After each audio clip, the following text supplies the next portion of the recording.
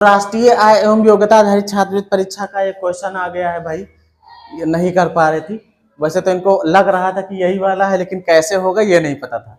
Question ये है कि एक व्यक्ति अपनी संपत्ति का आधा भाग, कितना भाग, आधा भाग अपनी पत्नी को देता है और 1/3 अपने पुत्र को, तथा शेष जो भी बचता है उसको किसको दे देते हैं, अपनी पुत्री को दे देते हैं। देते नहीं, उसके लिए छोड़ते हैं, जो बचा ले लो तुम। यदि पुत्री का भाग 15,000 रुपए है, कितना है 15,000, तो उसकी पत्नी और पुत्र को कितना मिलेगा धन, ये चीज क्वेश्चन कह रहा है। अब देखो जाहिर सी बात है, पत्नी का भाग जो है कितना था, आधा था ना। अब इससे कम ही होगा पुत्र का, तो पत्नी वाला ज्यादा, किसमें देखोगे, सारे विकल्प देखोगे तो ज्यादा ये वाला है, उससे कम इसका। बाकी सब में देखोगे ये वाला पहला वाला जो है वो छोटा है, पत्नी का छोटा दिखा रहा है ना। तो ऐसे तो आप खटाक समझ जाओगे है यही। कैसे लगेगा उसको देखते हैं हम लोग। यहाँ पर देखो, जो व्यक्ति की जो कुल संपत्ति है वो हमको पता नहीं है, मान लेते हैं क्या है, एक्स है, ठीक है। तो माना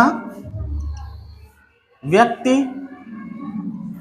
की संपत्ति कितनी है, कुल संपत्ति कितनी है, एक्स रुपए है। कितनी बेटा, एक्स रुपए। अब पत्नी को कितना मिल रहा है, पत्नी को आधा मिल रहा ना बेटा, इसी का तो आधा मिल रहा, मतलब कि x/2 मिला, ठीक है। और फिर उसके बाद कह रहा है कि 1/3 किसको देते हैं, अपने पुत्र को देते हैं। तो पुत्र को कितना दिया है, 1/3, मतलब उसी का 1/3, 1/3, ठीक है। बात समझ में आई इतनी बात।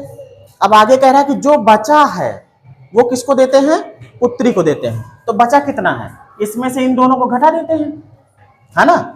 तो x minus x/2 minus x/3 और बराबर, तो ये पुत्री वाला मिलेगा, किसका मिलेगा, पुत्री का। पुत्री का दिया भी है, कितना है 15,000, तो ये बराबर हो जाएगा किसके, 15,000।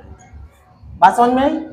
अब इसको हल कर लेते हैं। देखो इसका एलसीएम 6 आएगा, क्या आएगा 6, तो 6 से दोनों तरफ गुणा कर दो, तो यहाँ हो जाएगा 6x माइनस, यहाँ 6 से गुणा करोगे तो 2 3 6, 3x आएगा। यहाँ करोगे 6 से 3 दूनी तो 2x आएगा। यहाँ 6 से करोगे 15 छक्का 90 आ जाएगा। इतनी बात समझ में आई। अब इसके बाद देखो ये दोनों माइनस में हैं, 3 2 5 होगा ना, माइनस का ये प्लस का है, तो कुल मिला के x मिलेगा। x मिलेगा कितना, 90,000। और बेटा ये 90,000 x तुम्हारा क्या है, ये x क्या है, ये x कुल संपत्ति है। तो कुल संपत्ति हमको मिल गई है। अब किसका चाहिए, पत्नी की चाहिए, है ना। तो x यहाँ पे रख दो, x यहाँ पे कितना रखोगे, 90,000 बटे कितना, 2 है ना, आधा लेती है ना पत्नी, तो कितना हो जाएगा 45,000। कितना आ जाएगा, 45,000 आ गया किसका, पत्नी का। पुत्र कितना लेता है, 1/3 ना, तो 90 का 1/3, 90,000 और बटे 3, 30 या 90 ना, कितना आ जाएगा 30,000। विकल्प कौन सही हो जाएगा, पहला वाला, है ना। सिंपल। सारा चीज कहां से हुआ सेट, पुत्री वाले हिस्से से।